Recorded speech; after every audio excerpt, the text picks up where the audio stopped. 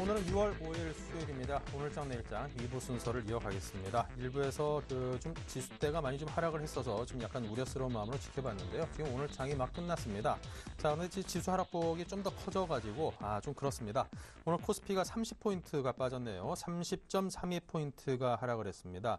1959.19포인트로 1960선을 내준 채 장을 마쳤습니다. 아무래도 STX, 페노션 등등 법정 관리로 가네 어쩌네 하는 이야기들이 나오면서 급락한 것들이 아무래도 시장에 대한 투심을 상당 부분 악화시킨 것 같고요. 코스닥 역시 12.44포인트가 빠졌습니다. 549.11로 550선을 내줬습니다. 2.2%가 빠지면서 코스피보다는 오히려 낙폭이 더 컸습니다. 자, 시황센터의 김혜영 캐스터를 연결해서 자세히 정리를 해보겠습니다. 네, 시황센터입니다. 마감 시황 살펴봅니다. 자, 먼저 코스피입니다. 오늘 코스피 지수 3거래일째 밀렸습니다. 외국인과 기관 쌍끌이 매도 공세 들어오면서 1970선마저 붕괴가 됐는데요. 이 가운데 수급의 영향도 있었지만 이 미국과 일본 쪽에서의 이 글로벌 악재 흐름 역시 피해갈 수가 없었습니다. 특히나 미국 쪽에서는 이 양적 완화 축소에 대한 전망도 나왔고 또 이 무역 지표 역시 부진하다라는 흐름이 있었고요. 또 일본 쪽에서는 이 아베 신조 일본 총리의 연설 이후 일본 증시가 하락 흐름 보이자 우리 증시 역시 내림세 영향이 이어졌습니다. 자, 이 가운데 프로그램 매물 역시 오늘 만만치 않게 출회가 됐는데요. 오늘 코스피 지수 막판 들어서면서 더 밀립니다. 결국 1960선 붕괴가 된 채 장마친 모습인데요. 오늘 30포인트의 내림세 1959선에서 장마쳤습니다. 자, 이어서 수급 상황 함께 체크해봅니다. 자, 오늘 코스피 시장의 수급 역시나 기관과 외국인이 팝니다. 기관 쪽에서 493억 원, 외국인이 427억 원의 매도 우위 나타내면서 두 주체가 지수의 하락 흐름을 부추겼습니다. 이어서 코스닥 살펴봅니다. 오늘 코스닥 지수 역시 밀립니다. 엿새째 내림세가 나타났는데요. 역시나 외국인과 기관 쪽에서 매도 공세 나오면서 560선이 붕괴가 된 채 장마친 모습입니다. 코스닥은 더 밀렸네요. 막판 들어서면서 12포인트대의 하락 흐름, 결국 550선마저 내준 채 549선에서 장마쳤습니다. 이어서 코스닥 수급 상황 체크해봅니다. 네, 오늘 코스닥 시장에서도 역시나 기관과 외국인들의 쌍끌이 매도 공세가 나옵니다. 개인 쪽에서 591억 원의 매수세가 나타나긴 하지만 개인만의 이 매수 힘으로는 역시나 역부족인 흐름이 나타났는데요. 특히나 기관 전일에 이어 오늘도 만만치 않은 매물을 내놨습니다. 오늘 기관 쪽에서 407억 원, 외국인이 176억 원의 매도 우위 나타냈습니다. 이어서 외환시장으로 가봅니다. 자, 오늘 원달러 환율, 일본의 엔달러 환율이 100엔 위로 올라가자 상승 출발했습니다. 그러나 10시 구간 되면서 반락하는 흐름이 나타났는데요. 이 같은 반락 원인에는 두 가지 변수가 있었습니다. 첫 번째는 호주. 이 호주에서 1분기 성장률이 부진하다라는 흐름 나오면서 호주 달러가 밀리자 우리 달러 역시 동조화 흐름이 나타났고요. 이어서 일본에서 이 성장 전략이 나오면서 역시나 이 롱스탑, 달러 손절 매도가 나왔습니다. 따라서 오늘 원달러 환율은 1120선이 하향 돌파됐는데요. 오늘 마감 종가 살펴보면 5원 40전의 내림세, 1116원 80전의 종가 기록한 모습입니다. 이어서 코스피 시가총액 상위 종목 살펴봅니다. 대장주인 삼성전자 오늘 애플과의 특허 관련 소송에서 승소했다라는 소식 전해졌는데요. 오전장에서는 빨간불, 그러나 오후장 들어서면서 밀립니다. 1%대의 조정세 보이며 152만 1,000원에 종가 기록했고요. 이 엔저에 대한 이야기가 나오자 자동차주 역시나 밀립니다. 현대차가 2%, 현대모비스 역시 2%, 기아차 역시 2%대의 하락 흐름 보이며 59,500원에 종가 기록한 모습입니다. 이어서 코스피 시총 7위부터 12위입니다. SK하이닉스 역시 오늘 밀립니다. 3%대의 내림세 31,150원에 종가 기록했고요. 신한지주 역시 3%대의 하락 흐름, 반면 SK텔레콤은 1%대의 상승 흐름, 주당 3,500원씩 오른 하루입니다. 이어서 코스닥 시가총액 상위 종목 살펴봅니다. 대장주인 셀트리온 오늘도 밀립니다. 3%대의 하락 흐름 37,000원에 종가 기록했고요. 이 파라다이스가 5%대의 급락세입니다. 이 5거래일째 하락 흐름인데요. 오늘 22,600원에 종가 기록했습니다. 이어서 서울반도체와 CJ오쇼핑이 2%, SK브로드밴드 역시 2%대의 낙폭입니다. 이어서 코스닥 시총 7위부터 12위입니다. 대체로 하락 흐름입니다. GS홈쇼핑이 4%, 이 주당 9,100원씩 밀렸고요. CJ ENM이 3%, 파트론 역시 4%, 다만 포스코 ICT가 2%대의 강세 보이며 오늘 7,740원의 종가 기록한 모습입니다. 이어서 오늘의 특징 업종 및 테마 종목 살펴봅니다. 태양광주 흐름부터 살펴볼 텐데요. 이 EU에서 이 중국 업체에 반덤핑 과세를 부과하기로 했다라는 소식이 들어왔습니다.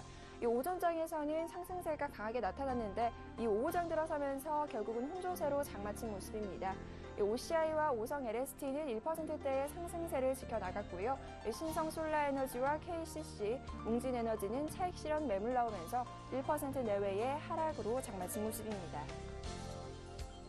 이어서 바이오주 흐름 살펴볼 텐데요. 이 젠백스가 최장암 백신 3상 임상 실험에서 실패했다는 소식이 전일 들어온 가운데 바이오주 전체적으로 약세 흐름이 이어졌습니다. 젠백스는 하한가입니다. 27,250원에 종가 기록했고요. 시티바이오 역시 5%, 국제약품 역시 4%, 제일약품만이 다만 3%대의 강세 지켜내며 14,400원에 종가 기록한 모습입니다. 블랙아웃 공포의 연일 강세 흐름을 이어가던 스마트 그리드 주가가 차익 실현 매물에 오늘은 동반 하락 흐름입니다. 누리텔레콤과 옴니시스템 6%의 내림세고요. PS텍 가장 많이 밀립니다. 7%, 6,140원의 종가 기록한 모습입니다.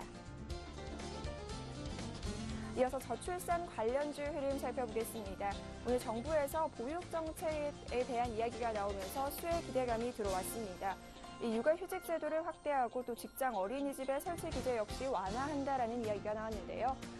박근혜 테마주이기도 한 아가방 컴퍼니와 보령 메디앙스만이 1%대의 상승세, 제로투세븐은 막판 들어서 밀립니다.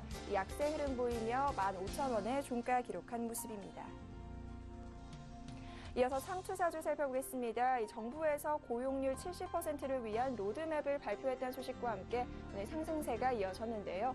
재미니투자의 경우 상한가입니다. 재미니투자의 또 다른 호재성 소식은 바로 이 흑자 전환 턴어라운드에 성공했다라는 소식과 함께 상한가 도달하며 587원의 종가 기록했고요.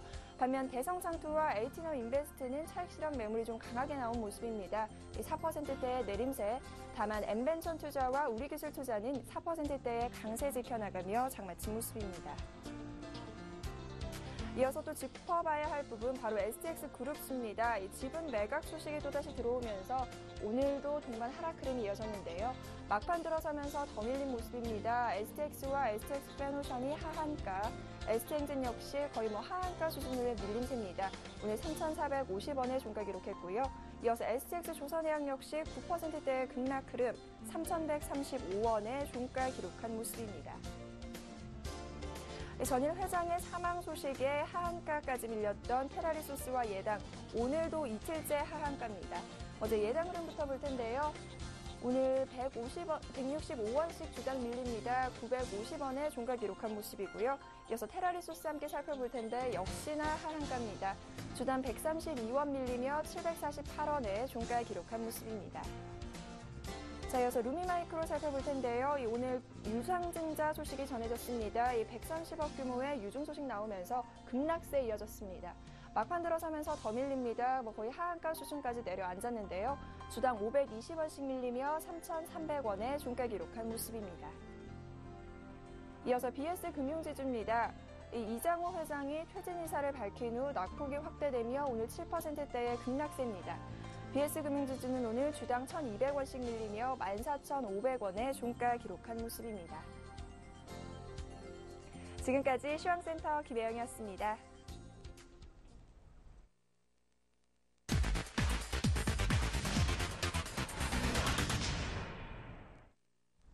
네, 오늘 장 분위기가 상당히 암울합니다. 오늘 장에 대한 정리를 해보겠습니다. 우리투자증권 이경민 책임연구원 연결합니다. 안녕하세요. 네, 안녕하십니까. 네, 먼저 오늘 장이 상당히 낙폭이 컸습니다. 오늘 장 정리부터 해볼까요? 네, 일단 코스피가 장대 음봉으로 121선, 그리고 4월 중순 저점 이후 형성되었던 상승 추세대 하단을 장대 음봉으로 하향 이탈하면서 단기적으로 좀 불안 심리가 커질 수 있는 상황이라 볼 수 있겠습니다. 외국인과 기관이 동시 순매도, 장중 동시 순매도에 비차익 매도세가 1,400억 이상 출회되면서 시장에는 좀 부담이 되는 모습이었는데요. 수급적인 부담이 가중되다 보니까 장중 후반 낙폭이 컸던 것으로 보이고요. 그리고 코스닥 시장 또한 차익 매물이 오늘도 이어지면서 2% 넘는 급락세를 보이고 있습니다. 코스피, 코스닥 전반적으로 수급적인 불안 그리고 그에 따라 가지고 장중 변동성, 그 시장 지수의 변동성이 커지고 있다는 점에 있어 가지고는 당분간 불안 심리에 대한 경계심을 가지실 필요가 있다고 보고 있습니다. 네. 자, 그리고 오늘 장에서는 아무래도 외국인들이 좀 대규모로 선물을 좀 매도하는 움직임을 보였습니다. 그만큼 우리 시장에 대해서 좀 부정적으로 내다보는 거 아닌가 하는 그런 우려감도 들고요. 자, 이것이 이제 현물 시장에까지 아무래도 영향을 끼칠 가능성이 큰데요. 자, 이와 관련해서는 어떤 진단과 전망을 내리시는지요? 일단 외국인 선물 매도세가 부담스러운 건 사실입니다. 그리고 다음 주에는 쿼드러플 위칭데이가 남아있다는 점에 있어가지고는 프로그램, 그러니까 파생 시장의 영향력이 좀 커질 수 있다는 점에 있어서 부담 요인인 건 사실인데요. 그렇지만 오늘 주목하실 부분 중 하나는 외국인이 장 후반, 장 막판에 매수세로 전환했고, 그리고 프로그램 매도세, 그러니까 특히 그 중에서도 비차익 매도세를 제외할 경우에는 실질적인 매수세가 유입된 것이 아닌가라는 생각을 하고 있습니다.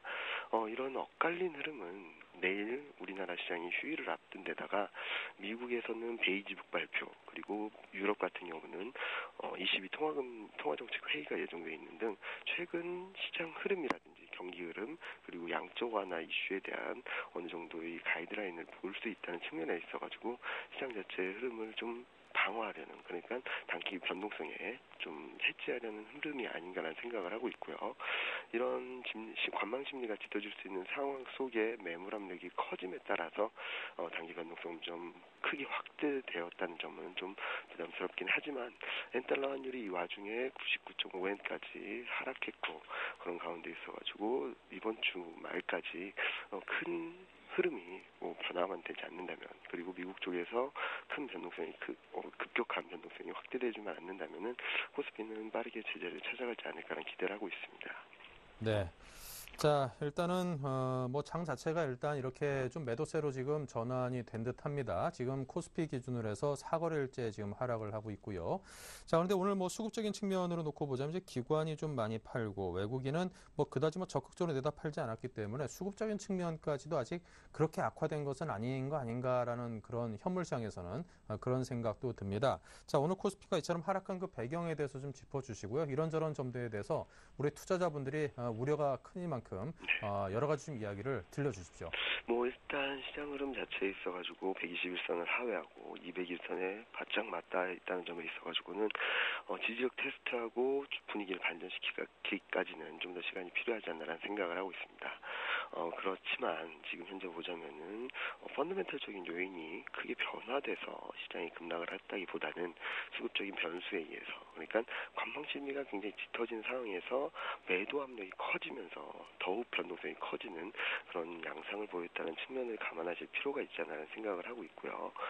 이런 부분들을 감안해 봤을 때는 시장 자체 흐름이 그게 추가적인 하락 가능성은 높지 않다고 보고 있습니다. 특히 오늘 급락으로 인해서 다시 밸류에이션이 딥밸류 구간으로 진입했고요. 그런 부분들을 감안해 봤을 때 아직까지는 국내 펀더멘털 모멘텀도 유효하다는 상황을 감안하셔가지고 121선, 201선 지지력 테스트가 좀 더 이어지고 회복 여부가 중요한 관건이긴 하지만 단기 급락에 따른 반등 시도도 좀 이어질 수 있다는 측면에 좀 주목하실 필요가 있겠고요. 고점가 2000선에서 정리를 하시지 못한 분들 같은 경우는 지금 현재 더 추가적으로 위축되고 추격 매도하기보다는 지지력 테스트를 한번 확인하시고 대응하셔도 좋지 않나라는 생각을 하고 있습니다. 특히 수출주에 대한 오늘 좀 수출주가 급락을 하긴 했는데요. 그렇다 하더라도 엔달러 환율이나 여러 가지 여건들을 봤을 때 수출주의 매력도가 부각될 수 있는 상황임은 변함이 없다는 측면에 있어가지고 IT 자동차 부품 그리고 금융업 쪽에 대한 관심은 꾸준히 가져보실 필요가 있다고 보고 있습니다. 네. 자, 이제 오늘 외국인들이 비차익 매도 물량 시장 등을 물량 등을 상당히 내놓으면서 한국 시장에 대한 전망을 좀 어둡게 보는 거 아닌가 이런 해석도 가능합니다만 그래도 조금 전에 말씀하셨다시피 자동차라든가 IT라든가 여러 굵직하고 유망한 그런 기업들에 대한 개별 종목들에 대한 매수세는 이어가고 있기 때문에 이게 좀 어느 정도 단기간 내에 마무리되고 다시금 좀 상승 쪽으로 방향을 틀 수도 있지 않겠는가라는 기대감은 여전히 있는 것 같습니다. 저 역시도 그렇게 개인적으로 생각을 하고요. 자, 이런 하락세 계속 진행이 될지 아니면 어느 정도 선에서 진정이 되고 터닝을 할 수 있을지 그에 대한 의견도 듣고 싶네요. 네, 일단 오늘 200일선 전후까지 내려와 있다는 측면에 있어서 200일선 지지력 테스트는 불가피할 것으로 보고 있고요. 200일선이 지금 현재 1958포인트라는 점에 있어가지고 1950선 전후에서 이 지지력 확보 여부를 좀 확인하실 필요가 있겠습니다. 그리고 60주 이동평균선이 1954포인트에 위치해 있다는 측면에서 60주 이동평균선 그리고 200일 이동평균선에서 등락 과정을 보이지 않을까라는 기대를 하고 있고요. 수급적인 측면에 있어서 부담스러운 부분들은 분명히 있는 상황이긴 하지만 오늘 시장 흐름을 한번 보신다면은 기관의 매도세라든지 외국인의 매매 패턴을 본다면은 시장 자체 흐름을 꺾고 이제 매도 일변도로 가겠다라는 의지를 보여주질 않고 있습니다. 이런 부분들을 감안해봤을 때 지금 현재 수준에서는 추가적으로 급락세를 이어가기보다는 1950선 전후에서 지지력을 확보하고 분위기 반전을 시도하려는 움직임이 좀 더 가시화되지 않을까. 그러니까 다운사이드 리스크보다는 업사이드 리스크가 좀 더 커질 수 있는 구간에 진입하고 있다는 점을 좀 기억하시면 좋을 것 같습니다. 네. 자, 그렇다면 이제 내일은 현충이라서 하루 장이 쉬고요. 이제 모레 장이라고 이야기를 했군요. 다음 거래일 장에 대한 전망과 전략 어떤 것들을 제시하시겠습니까? 네, 단기적으로는 200일선 지지력 확보 여부가 가장 중요한 포인트라고 볼 수 있겠고요. 그리고 60일선 회복 여부가 일단은 코스피 급락세를 진정시키는지 여부를 가늠할 수 있는 중요 지수대가 아닌가라는 생각을 하고 있습니다. 이런 가운데서 지금 현재로서는 적극적인 매수를 하시거나 적극적인 매도를 하시기보다는 일단은 시장 변동성이 좀 잦아들고 그리고 시장 흐름에 있어가지고 종목들 반등 시도가 좀 더 가시화된 다음에 진입하셔도 좋지 않나라는 생각을 하고 있어서 일단은 급격한 매매 전략을 갑자기 바꾸시기보다는 일단은 좀 냉정한 심리로 좀 시장을 바라보시는 것이 필요한 시점이 아닌가라는 생각을 하고 있습니다. 네, 알겠습니다. 잘 들었습니다. 우리 투자증권의 이경민 책임연구원과 함께했습니다. 감사합니다. 네, 감사합니다. 네, 자 계속해서 오늘장 수급 분석해봐야죠. 샘플러스의 김영근 멘토 연결하겠습니다. 안녕하세요. 네, 안녕하세요. 네, 오늘 장이 상당히 힘듭니다. 6월달 들어서 이게 마음 편한 날이 하루도 없었던 것 같은데요. 오늘장 수급적인 특징 또 업종별 특징부터 정리해 듣겠습니다. 예, 오늘 양시장 모두 긴 음봉을 맞으면서 좀 마무리가 됐습니다. 특히나 코스피 쪽 시장이 한 1.5% 정도 장기 평선이 위치해 있는 1959포인트까지도 좀 하락을 하면서 1950포인트에 대한 다시 한번의 좀 확인 과정을 좀 불가피한 상황이 아닌가 좀 보여집니다. 오늘 이러한 하락의 좀 배경을 보자면 다분히 좀 파생 쪽에 의한 흐름이라고 좀 보여집니다. 현물 쪽에 대한 부분보다는 지금 현재 외인들의 오늘 선물에 대한 매도가 13,000개, 상당히 좀 큰 폭을 매도를 했습니다. 전일에도 상당히 좀 큰 대량 매도를 좀 했었는데요. 그러다 보니 이러한 부분에서 프로그램 매도세가 유발이 되면서 특히 비차익 쪽에 매도가 많이 유발이 되면서 시장이 좀 상당히 선물 쪽에서의 매도 금액을 좀 보시면 아시겠지만 상당히 좀 과한 그러한 느낌을 좀 받게 되는 하락의 느낌을 좀 받게 되는 그러한 시장인 것 같습니다. 실제적으로 지금 장 마감 후에 외인들의 매매 같은 경우는 매수가 지금 잡히고 있는 상황인데요. 코스피 같은 경우 현재 13억 정도 약간 소폭의 매도, 실제적으로 좀 매수한 금액이 좀 있다고 봐야 되겠죠. 특히 이제 운수 장비 쪽에 대한 매수세, 이 부분이 좀 특징적이라고 봐야 될 것 같고요. 소극적인 부분을 확인을 해보면 기아차나 현대차나 이러한 쪽, 그리고 조선원 쪽에서 삼성중공업이나 이런 쪽은 외인들의 매수가 좀 유입이 된 걸로 좀 확인이 되고요. 그리고 지금 전기전자라든가 이런 쪽으로 좀 매도가 나왔습니다. 하지만 좀 금액적인 부분을 보자면 아까도 말씀드린 대로 좀 파생 쪽에 의한 그러한 흐름이다. 다음 주에 동시 만기일이 다가오면서 그와 관련된 그런 흐름이라고 좀 우리가 해석을 좀 해야 될 것 같습니다. 그 시장에 대해서 투자자들은 지금 현재 그럼 2,000을 우리가 한번 넘어갔다가 다시 좀 하락을 하는 구간인데요. 이 구간에서 미처 대응을 하지 못할 정도 빠르게 좀 하락을 했기 때문에 현 구간에서는 좀 관망을 할 필요가 있다고 생각을 하고요. 양시장 모두 마찬가지입니다. 코스피, 코스닥 현 구간에서 어떠한 기준에 의해서 매매를 하실 텐데 그 부분에서 적절한 그 대응을 하지 못했다면 현 구간은 오히려 코스피가 다시 1950포인트를 향해서 내려오는 구간이기 때문에 좀 관망이 오히려 더 현명한 대응이 아닌가 좀 생각을 하고요. 적극적인 어떤 매도 부분과 또 매수 이 부분보다는 좀 관망할 필요가 좀 있다고 생각을 합니다. 코스닥도 그 부분은 오늘까지 해서 6거래일 연속에서 음봉을 좀 맞는 모습인데요. 마찬가지 개념에서 우리가 내일 휴장 이후에 금요일 날 좀 기술적인 반등은 자연스럽게 나올 거라고 보고 있습니다. 해외 시장에 뭐 큰 문제만 없으면.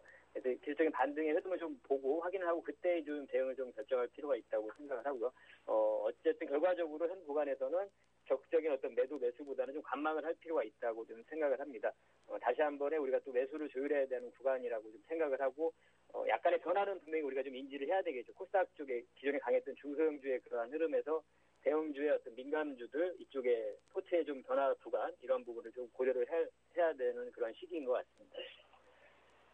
네. 자, 오늘 장에 대한 정리를 종합적으로 해봤고요. 자, 그렇다면 종목으로 화제를 옮겨보겠습니다. 오늘 장 어떤 종목들이 특징적으로 움직였던가요?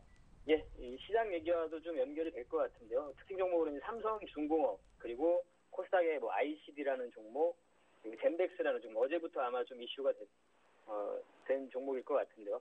일단 삼성중공업 같은 경우 최근에 이제 조선업종 아까 좀 전에 제가 말씀드린 대로 기존에 강했던 섹터에서 최근에 저점을 형성하고 다시 상승을 좀 시도하는 이러한 흐름 변화되는 부분이 좀 나타나고 있는데 그중에 하나 해당되는 쪽이 이제 조선업종의 종목들인 것 같습니다.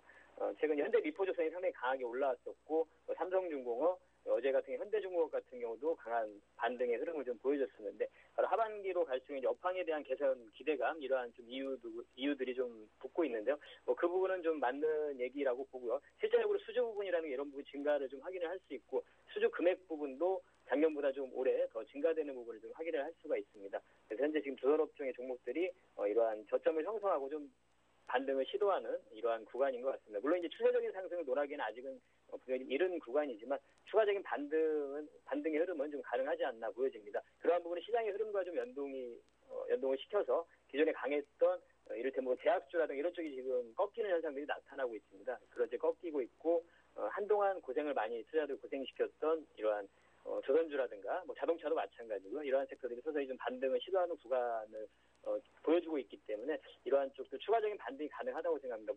오늘 물론 이제 시장이 좀 강하게 음봉을 맞았기 때문에 당분간 시장 자체는 약간 좀 보수적으로 접근을 해야 되기 때문에 신규 매수에서 적극적으로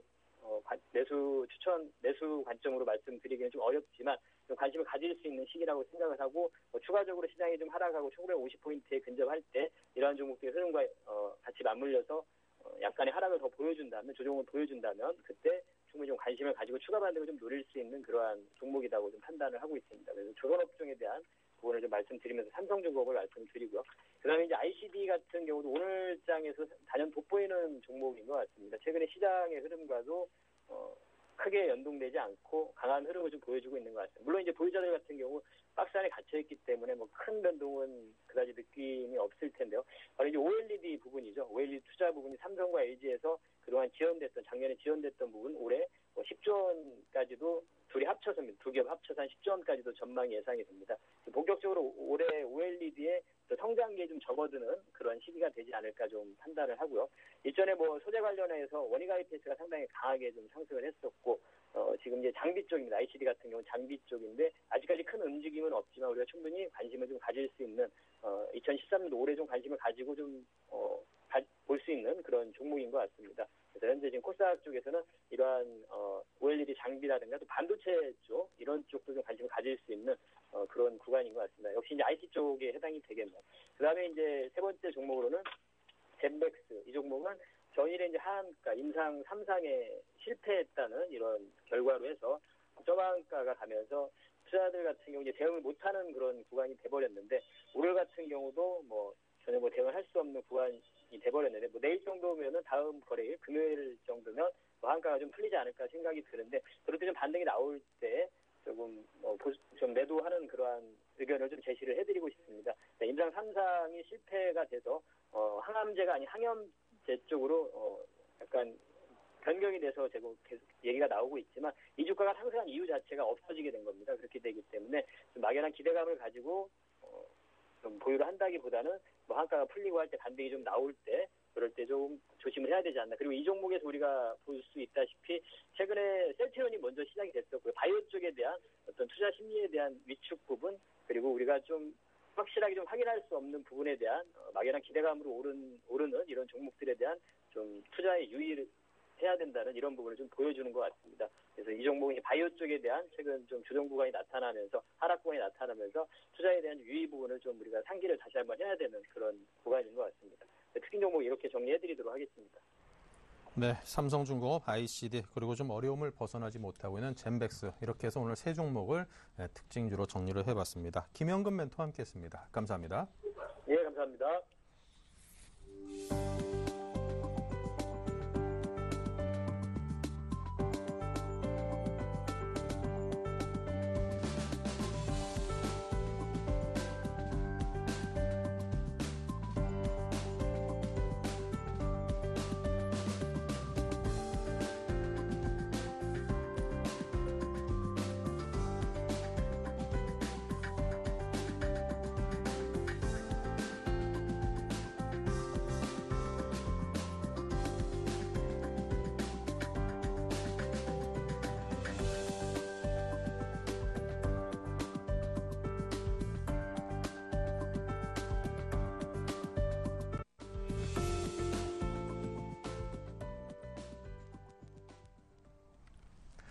네, 참 어려운 장입니다. 이게 5월 달에 이게 좋았던 시절이 이게 까마득하게 굉장히 오래전 일로 느껴지네. 이게 사람 마음이 참 간사합니다. 뭐 좋아지겠죠. 자, 내일장 다이렉트 전략 시간을 이어가겠습니다. 최고의 전문가 분들로부터 이 시장을 읽는 눈을 좀 전수받는다면 여러분께서 시장을 보다 정확히 보고 잘 대응할 수 있지 않을까 싶습니다. YG 인베스트의 심기원 대표, 텐스탁의 김선윤 대표를 모셨습니다. 어서 오십시오. 네, 반갑습니다.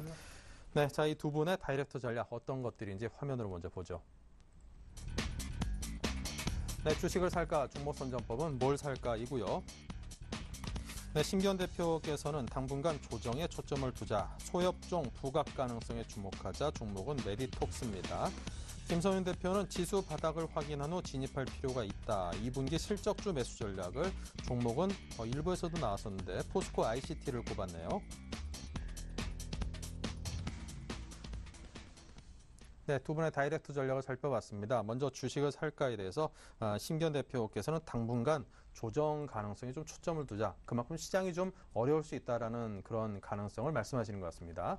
네, 우선 말씀해 주셨던 대로 상당히 어려운 시점입니다. 사실 지금이 바닥이다라고 단정지을 수도 없고, 또 바닥이라고 할지라도 그 불안감을 이겨낼 수 있는 없을 것으로 판단되고 있기 때문에 무조건적인 지금 시점 매수 관점 대응 전략 역시나 부담스럽다라고 정리해 드릴 수가 있겠고, 외국인의 장 중에 약간 매수 전환되었다는 긍정적일 수는 있겠지만은 다시 한번 거래소 기준으로 해서 외국인 개인 기관 같은 경우에는 다 1,000억 원대 이하로 매도가 나왔습니다. 그만큼 관만 심리가 다시 한번 짙어지고 있다는 거 수급적으로 알 수 있지 않을까라고 정리 드릴 수가 있겠고, 다시 한번 거래소 시장과 코스닥 시장의 매매 패턴에 있어서 금액적인 차이가 그렇게 크게 나지 않고 있다는 것은 그만큼 약세장 전환 가능성도 어느 정도 염두하실 필요 있다는 거 꼭 기억을 하실 필요가 있을 것으로 판단되고 있습니다. 따라서 이러한 분위기 최소한 다음 주 정도까지는 이어질 가능성 높을 것으로 판단되고 있는데, 다음 주는 아시다시피 선물옵션 동시 만기일이 예정이 되어 있습니다.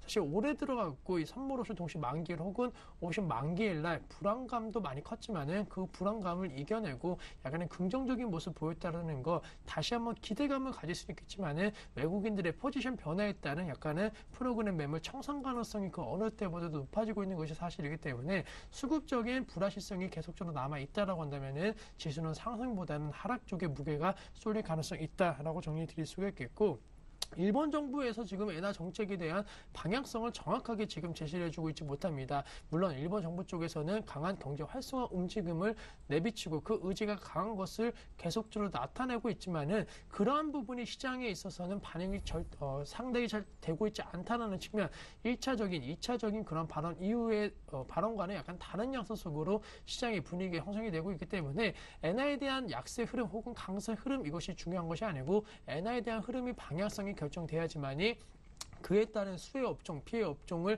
나누면서 투자에 대한 어느 정도 불확실성, 안개가 걷힐 수 있는데, 이러한 방향성이 아직까지 제시가 되지 않았다는 측면 분명하게 주가의 조정 원인으로 좀 잡을 수 있을 것으로 판단되고 있기 때문에 이번 주 내일장은 휴일이지만은 금요일장과 그리고 다음 주 주 초반 같은 경우에는 투자 심리가 조금은 회복되는 걸 확인하실 필요가 있지 않을까라고 정리해 드리도록 하겠습니다. 네. 자, 시장을 좀 불확실하게 보는 거는 김선윤 대표께서도 좀 비슷한 것 같습니다. 지수가 좀 바닥을 찍은 것을 확인한 후에 시장에 진입할 필요가 있다. 그만큼 아직은 좀 앞날을 알 수 없다. 이런 뜻으로 이해를 해봐야 될까요? 네, 그렇습니다. 자, 외인들 일단 장을 마치고 나 보니까 그래도 11억 정도 순매수가 좀 들어온 모습은 잡힙니다.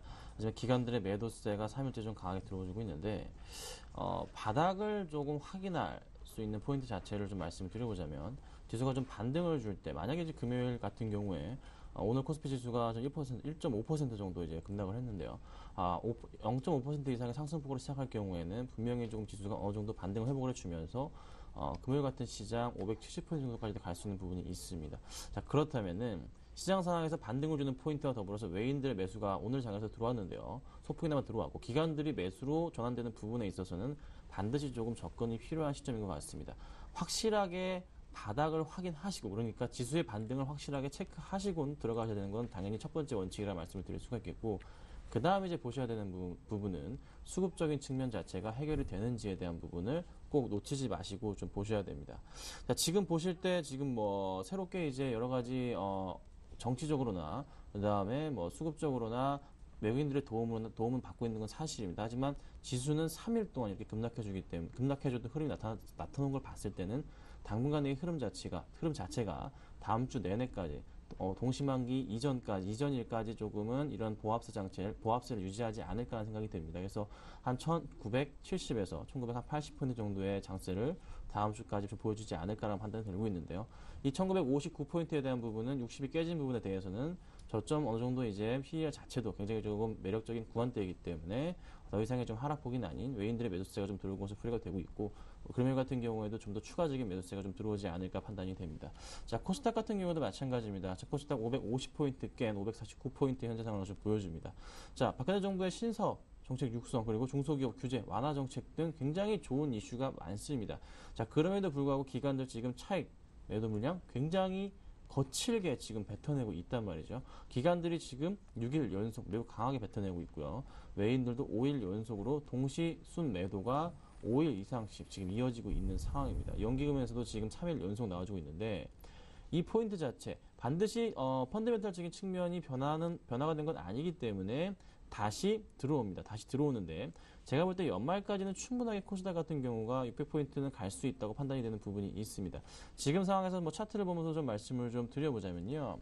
자, 코스닥 같은 경우가 역시나 지금 크게 하락을 좀 완전히 꺾여버린 차트 흐름 상황을 좀 보여주는데 지금 현재 완벽하게 60일선을 깨고 내려간 차트의 흐름이 나와주고 있습니다. 자, 이 부분에 있어서 반등을 줄 수 있는 포인트 자체 바로 4월 초쯤에 나와줬던 이런 이제 포인트가 뭐 이번 주 금요일이나 다음 주 이제 월요일부터 해서 한번 반등이 나올 확률이 높고 특히 코스닥 같은 경우에는 동시만기일 다음 주 장에서는 조금 자유로운 게 사실입니다. 그래서 코스피보다는 코스닥이 다음 주 장에서는 조금 더 강한 흐름이 나올 수가 있겠습니다. 그러면 종목을 매수하실 때 그래도 조금 코스닥 쪽을 조금 그래도 다음 주 장에서는 대비하시는 게 낫고 좀 장기적인 추세를 봤을 때는 코스피 쪽은 나쁘진 않습니다. 그렇지만 실적이 안 되는 종목들은 접근하시면 안 되고요. 수급은 꼭 체크를 하시면서 들어가셔야 될 것 같고 오히려 반등이 조금이라도 나올 때는 충분한 반등 매수 기회라 판단하시고서 적극적인 매수가 필요한 장이라고 이렇게 좀 결론 내려보도록 하겠습니다. 네. 자, 다음은 종목 선정법인데요. 소협종이 부각될 가능성에 주목하자라고 하시네요. 네, 우선은 지금 경기 방어업종군에 대한 관심도가 많이 높아지고 있기 때문에 그에 대한 영향력도 약간은 나올 가능성이 높을 것으로 판단되고 있습니다. 오늘 장의 흐름만 놓고 봤을 때 사실 지수가 1.5% 급락 흐름 보였지만은 보험, 생명 관련된 종목군들은 상승세 그리고 음식료 관련된 업종군들은 뭐 혼조 양상이지만 그래도 오뚜기라든가 오리온, 롯데지카 같은 종목군들은 빨간불로서 마감하는 모습 보였고 패션 관련 종목군들 뭐 베이직 하우스라든가 한섬 같은 종목군들도 나름대로 선전해주고 있는 모습 보이고 있습니다. 하지만은 모든 이 경기 방어업종군들이 강세 흐름 보인 것은 아니다라고 말씀을 드리는데 통신업종 같은 경우에도 혼조 양상 보였지만 SK텔레콤 제외하고 LG U+플러스 같은 경우는 약간 하락 흐름이 나왔습니다. 그만큼 경기 방어업종군에 대한 관심도가 높아지더라도 모든 방어업종군들이 잘 갈 수는 없다라는 거 그리고 경기 방어업종군 내 약간은 그동안 대세 상승에 따른 펀더멘탈 대비 높은 주가 수익률을 보인 있는 종목 같은 경우에는 매물 압박감이 나올 가능성이 있을 것으로 판단되고 있기 때문에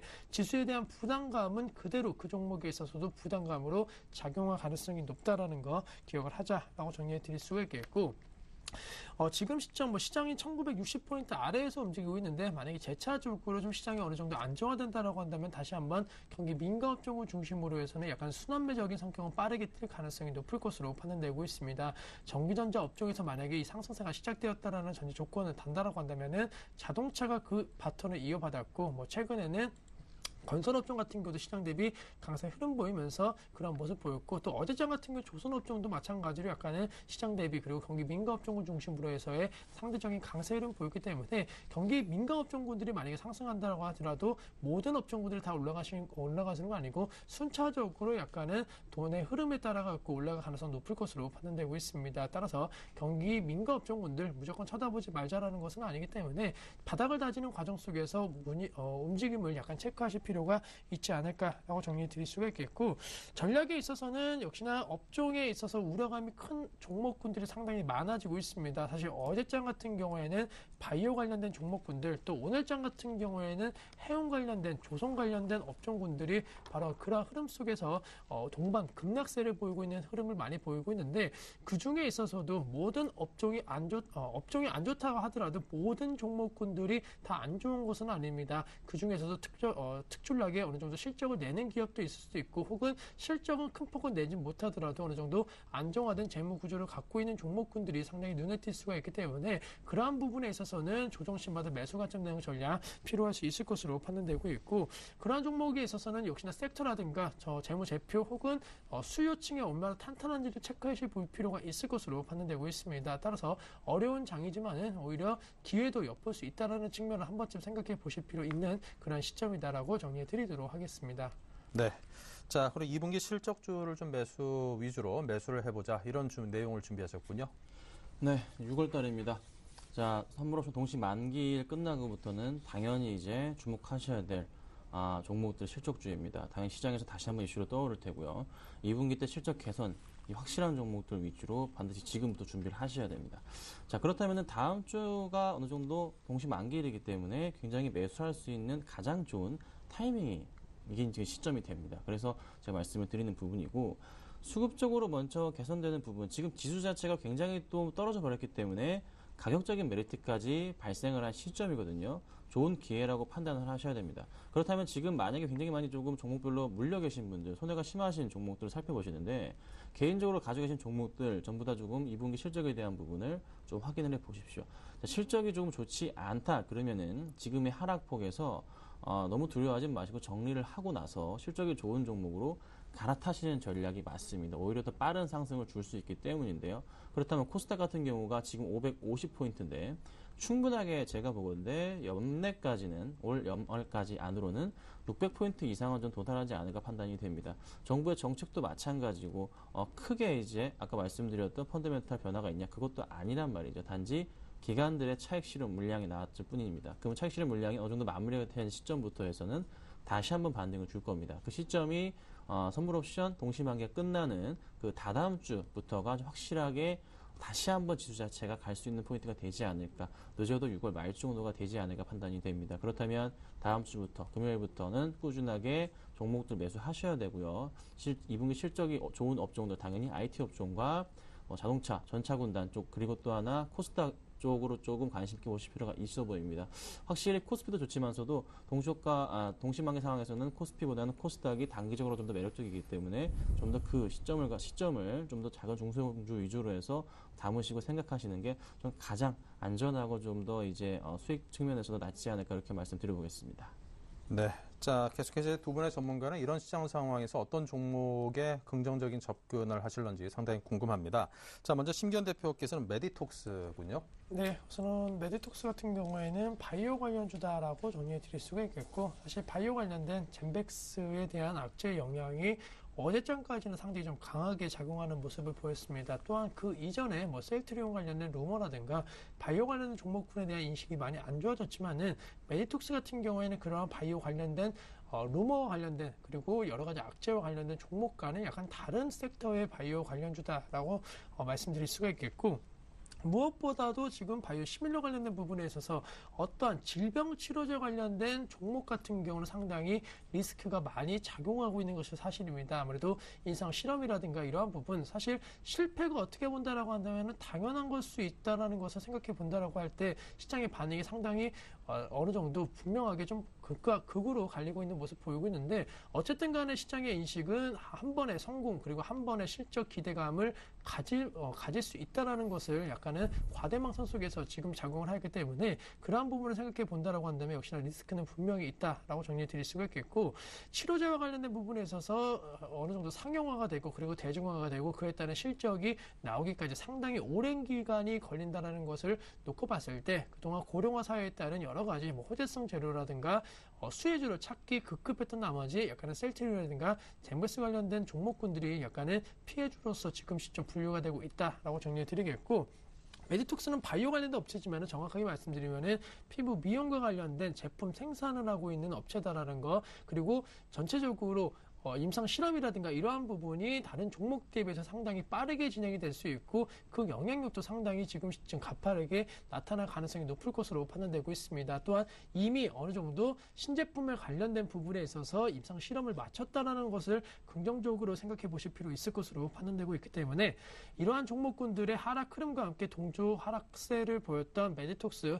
매수 같은 전략으로 유지를 해보자라고 정리해 드릴 수가 있겠고, 최근에 메디톡스 같은 경우에는 보툴리눔 관련된 부분에 있어서 안정적인 수요층이 계속적으로 창출이 되고 있습니다. 적극적인 마케팅과 그리고 소비자들에 대한 반응도가 약간은 높아짐에 따라 갖고 점차적으로 그 수요층은 확대가 되고 있다는 거, 국내 시장에 있어서 점유율 개선 기대감이 높아진다고 한다면은 실적 모멘텀도 가능할 수 있을 것으로 판단되고 있고, 메디톡스 무엇보다도 해외 진출에 대한 성과가 가시화될 수 있다는 것을 한 번쯤은 생각해 보실 필요 있지 않을까라고 말씀을 드리는 게, 과거 이러한 제품 같은 경우에 미국이라든가 영국산, 유럽산에 대해서 상당히 지금 반응이 상당히 좋았습니다. 상대적으로 국산과 관련된 부분에 있어서는 이미지가 안 좋았는데, 우리나라뿐만이 아니고 해외에서도 그러한 이미지를 약간은 지금 시점 줄여가고 있다는 거, 물론 처음에는 가격 경쟁력으로 접근하였지만은 이제는 제품 경쟁력까지는 어느 정도 인정이 되고 있는 상황이기 때문에 충분히 매수가 가능할 수 있을 것으로 판단되고 있고, 매수가에 있어서는 11만 원대 부분이라고 한다면 충분히 매수가 가능할 수 있다는 거,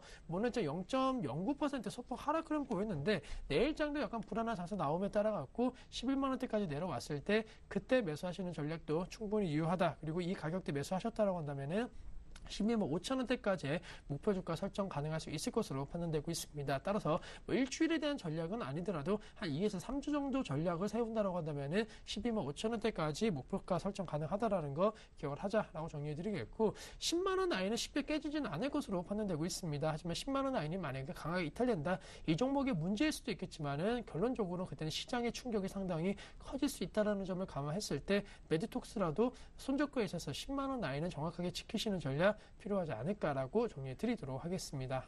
네, 자 김성현 대표님은 포스코 ICT 제 추천입니다. 네. 현재 3% 상승세 이어가고 있는데요. 자, 제 추천이니만큼 AS와 기업 설명을 이어서 듣겠습니다. 예, 제 목표가를 이거를 제가 8,000원을 잡아드렸어요. 그래서 수익이 한 6% 정도가 나셨을 겁니다. 그리고 매도 처리가 한번 됐고요.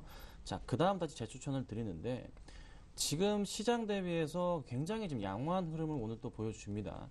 자, 이유는 이렇습니다. 스마트 그리드 관련 종목이라는 말씀을 좀 드릴 수가 있겠고요. 포스코 ICT를 제가 주목하는 이유 몇 가지를 차트 흐름과 수급성으로 좀 말씀을 좀 드려볼까 해요. 또 한번 말씀을 드리는 겁니다. 잘 들어보시면 왜 사야 되는지에 대한 이유를 아실 겁니다. 자, 먼저 차트 흐름 중에서 말씀을 드려보자면, 작년 12월 말부터 아래에 보면은 거래량을 살펴보자면요. 거래량이 조금 급격하게 증가하는 흐름 자체가 나와줍니다. 크게 갑자기 늘어나고 있는데, 이 포인트들이 나올 때마다 주가 흐름 자체, 항상 나올 때마다 올랐던 부분 자체가 바로 가격대에서 8,000원 이상이란 말이죠. 그 이상이 나와줍니다. 근데 최근에 다시 한번 여기 보시면 아시겠지만 여지없이 또 한 번의 거래량이 터져주면서 주가가 지금 반등 준비를 하고 있는데, 이 거래량을 동반하면서부터 8,000원 이상까지 한번 도달할 수 있는 그 포인트가 한번 잡혔습니다. 그런데 이번에는 예전과의 끌어올리는 모습과는 약간 수급적으로는 좀 틀려집니다. 자, 이전에 이제 8,000원대 부근, 기관들이 매수했던 가격대 자체가 바로 이 부분입니다. 이 부분이 아니고요. 이 부분입니다. 그리고 이때 3월달도 마찬가지로 기관들이 8,000원, 거의 8,000원에서 8,100원대 이때 굉장히 많은 물량을 매수했거든요. 그런데 이번에는 이 부분부터 매수를 하기 시작합니다. 바닥권부터요. 자, 이 바닥권에 기관들이 매수했냐? 물량이 없었습니다. 물량을 거의 매수 안 하고 매도도 안 하는 그런 모습이었는데 이때만 주고 사고 있단 말이에요. 이때만 사고 이때 사고 이때 매수가 들어옵니다. 그러면은 이번 포인트 거래량이 터진 포인트에서 한번 매수량이 강하게 터져주면서 주가가 상승할 수 있는 그런 이제 가능성을 지금 굉장히 크게 열어둔 상황입니다. 자, 그러면 모멘텀 자체가 좀 부족하냐? 일단 스마트 그리드 모멘텀 자체가 있죠. 또 하나 실적에 대한 모멘텀 자체도 가지고 있습니다. 2분기 또 실적 굉장히 좋을 것으로 또 뉴스 기사까지 나와줬죠. 그 가능성. 또 하나 차트상으로도 바로 세 번째 고점 부분을 뚫고 갈 수 있는 그런 모멘텀까지 가지고 있는 부분. 절대 못 뚫었습니다. 아직 못 뚫은 거고요. 한번 크게 갈 수 있는 기회는 생깁니다. 그게 조만간이 될 것으로 풀이가 됩니다. 지금 시장 상황이 좋지가 않습니다. 그렇지만은 수익을 내드렸고요. 또 한 번 내드릴 수가 있기 때문에 이 포스코 ICT는 굉장히 조금 더 관심 있게 보셔야 되고 한 번 더 반등이 나와준다면 이번에는 8,200원 고점, 8,300원 고점이 아니라 그 이상까지 볼 수 있다고 판단이 됩니다. 어디까지 보고 있냐면요. 단기적으로는 제가 일단 8,200원을 제가 목표가를 잡고서 대응을 하겠지만 8,200~300원을 뚫어서 8,500원까지 만약에 안착하는 흐름이 나와준다면 이 종목은 그 다음 라인은 10,000원입니다. 10,000원 정도까지는 갈 수 있는 올해 안에 충분히 작년은 좀 떨어지는 추세였지만은 올해는 다시 한번 크게 갈 수 있는 모습. 또 주봉으로도 살펴보자면요. 주봉 역시나 작년 그러니까 중순부터 가격대 살펴보자면 계속적인 저점 라인 바닥이 아주 천천히 늦게나마 올라가는 게 확인이 됩니다. 이 라인을 확인하시고 대응하시고 1차적인 고점 라인은 8,200원 잡고서 목표가를 제가 변경하고요. 금요일이죠. 금요일날 시초가로 대응하시면 될 것 같고요. 8,200원까지 보시고서 좀 짧게 수익 내고 나오는 전략으로 포스코 ICT 들어가도록 하겠습니다. 네, 포스코 ICT. 자, 신기현 대표님의 AS입니다. 지난주 추천하셨던 지역난방공사가 손절가 터치했습니다. 네, 우선은 전체적으로 지금 분위기가 좋지 않은 상황에서 사실 이 종목 같은 경우는 원래 올라가줘야 되는 자리다라고 말씀드릴 수가 있겠습니다. 블랙아웃 관련된 우려감이 나오고 있기 때문에 그와 관련된 테마주 그리고 수익 기대감이 높았다는 거 사실 오늘장을 비롯한 하락 흐름은 약간 시장의 영향을 받았다라고 정리해 드릴 수가 있겠고 블랙아웃 관련된 이슈는 계속적으로 나타날 가능성이 높을 것으로 판단되고 있습니다. 따라서 손절가는 터치를 하였지만은 재차적으로 오늘장 큰 폭의 매수세가 들어오면서 약간은 어느 정도 지금 하락폭을 많이 줄였기 때문에 우선은 당분간은 홀딩 전략 말씀드리면서 역시나 지난주 말씀드렸던 91,000원대까지 목표가 설정은 가능한 종목이다라는 거 기억하자라고 정리해 드리도록 하겠습니다. 네, 자 이렇게 해서 두 분의 AS까지 쭉 해봤습니다. 자, 그렇다면 오늘 이 두 분께서 하신 말씀들 다시 한번 정리해보죠.